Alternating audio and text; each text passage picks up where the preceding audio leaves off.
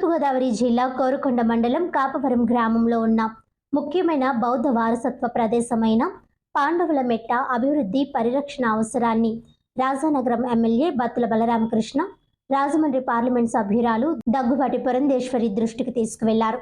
గురువారం పాండవుల మెట్ట వద్ద ఉన్న బుద్ధుని వారసత్వ ప్రదేశాన్ని ఆయన ఆమెతో కలిసి సందర్శించారు. ఈ ప్రదేశం లోతైన ఆధ్యాత్మిక, చారిత్రక, సాంస్కృతిక ప్రాముఖ్యతను కలిగి ఉందని, పార్లమెంట్ సభ్యుల సహకారం ఈ ప్రాంతం బౌద్ధ పర్యాటక సర్క్యూట్లో ప్రధాన గమ్యస్థానంగా మారుతుందని ఆశిస్తున్నామని అన్నారు.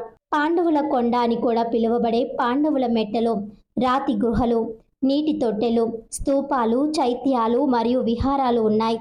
ఇది జాతీయ ప్రాముఖ్యత కలిగిన కేంద్ర రక్షిత స్మారక చిహ్నం. ఇది విజయవాడలోని archaeological survey of India Amaravati circle పరిధిలోకి వస్తుంది. ప్రస్తుతం ఈ ప్రదేశం శిథిలావస్థలో ఉంది మరియు తక్షణం పరిరక్షణ అవసరం ఉంది.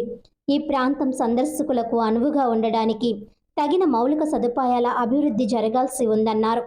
పాండవుల మెట్టను ఆధ్యాత్మిక మరియు పర్యావరణ పర్యాటక గమ్యస్థానంగా అభివృద్ధి చేయడానికి కృషి చేయాలని ఆయన కోరారు. ఈ కార్యక్రమంలో జనసేన, తెలుగుదేశం, బీజేపీ పార్టీ నాయకులు, కార్యకర్తలు పాల్గొన్నారు.